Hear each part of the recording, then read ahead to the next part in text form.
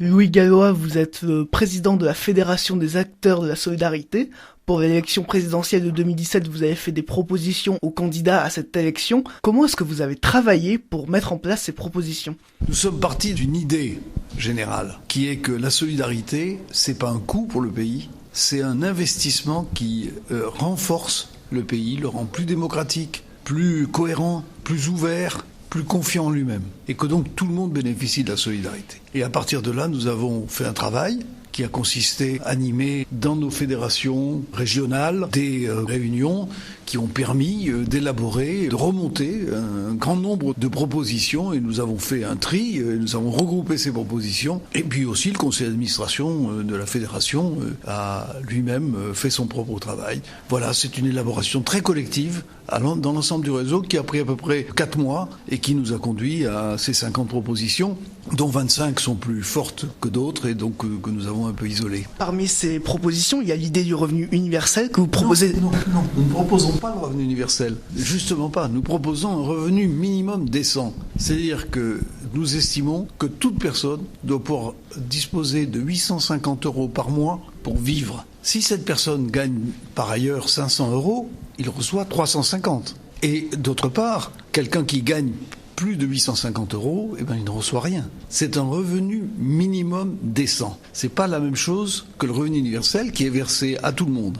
En fait, ce revenu universel décent, c'est la fusion de l'ensemble des minima sociaux, de telle manière qu'il n'y ait pas de perdant. Et pour qu'il n'y ait pas de perdant, il faut qu'il se situe entre 800 et 850 €.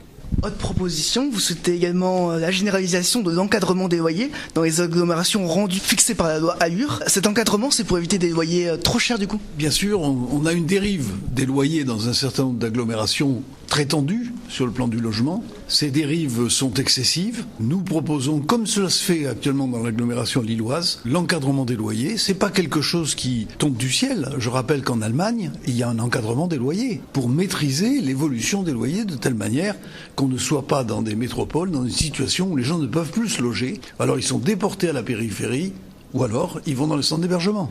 En fonction des villes, il y a des plafonds pour les loyers pour éviter que ce soit trop cher. Il y a des plafonds, il y a surtout un plafond pour l'évolution des loyers, l'augmentation des loyers, de telle manière que cette augmentation soit raisonnable, refléter par exemple l'évolution des prix. Mais il s'agit d'empêcher cette inflation des loyers qui se produit dans un grand nombre d'agglomérations très tendues, inflation des loyers qui, encore une fois, entraîne une véritable ségrégation sociale, les personnes ne pouvant plus se loger dans ces agglomérations. Alors il y a également de nombreuses propositions concernant les migrants. Par exemple, vous proposez de doubler le nombre de places dans les CADA ou de pouvoir travailler dès qu'on a le récépissé de demandeurs d'asile. C'est un but humanitaire de venir en aide aux migrants ? Je pense que la France est un pays d'accueil. Nous ne nous prononçons pas sur la politique d'immigration. À titre personnel, je pense que cette politique d'immigration, elle doit être maîtrisée, c'est vrai, au niveau européen, on le sait bien. Mais à partir du moment où les gens sont sur le sol national, ils doivent être traités dignement. Actuellement, la France a une grande tradition de demande d'asile. C'est elle qui a inventé l'asile au moment de la Révolution française. Actuellement, seul 1/3 des demandeurs d'asile bénéficient de places dans des centres d'accueil pour demandeurs d'asile. Nous demandons donc que ce nombre de places soit doublé pour que l'essentiel des demandeurs d'asile puissent être logés. On ne sera même pas tout à fait à la totalité des demandeurs d'asile. Et quant à la deuxième mesure, elle est très simple. Vous avez en France des gens qui ne sont pas régularisés, parce qu'ils ne sont pas régularisables, selon les critères actuellement en place, mais qui sont sur le sol national.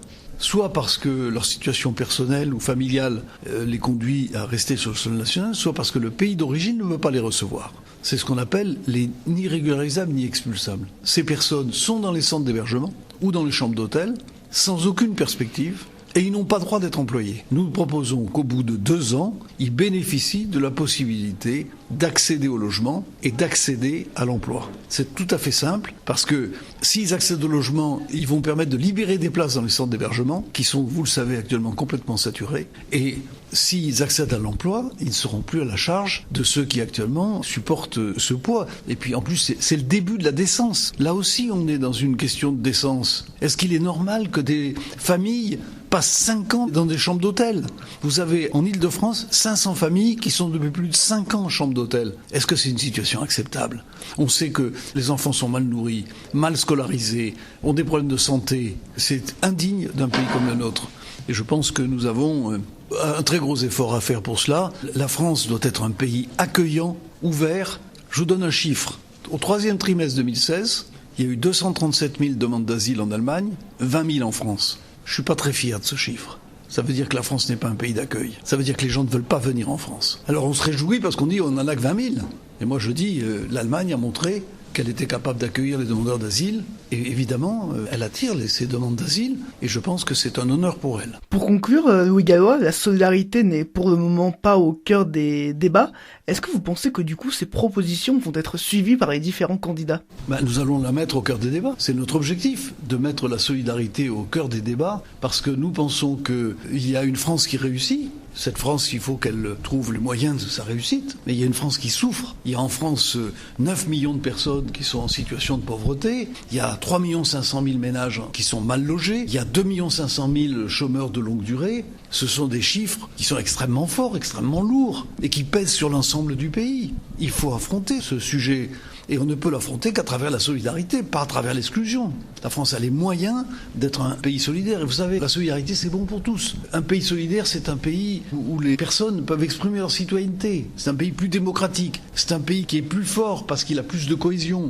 C'est un pays qui est plus accueillant, plus ouvert. On parlait des migrants parce qu'il a plus confiance en lui. Cette fermeture de la France que l'on constate ici ou là, c'est un manque de confiance en soi, c'est un manque d'optimisme, c'est un manque de capacité d'accueil. Je pense que la France est un pays qui peut, sur ce point, faire beaucoup plus qu'elle ne le fait. Merci Louis Gallois. On me rappelle que vous êtes président de la Fédération des acteurs de la solidarité, qui a fait diverses propositions aux candidats pour l'élection présidentielle.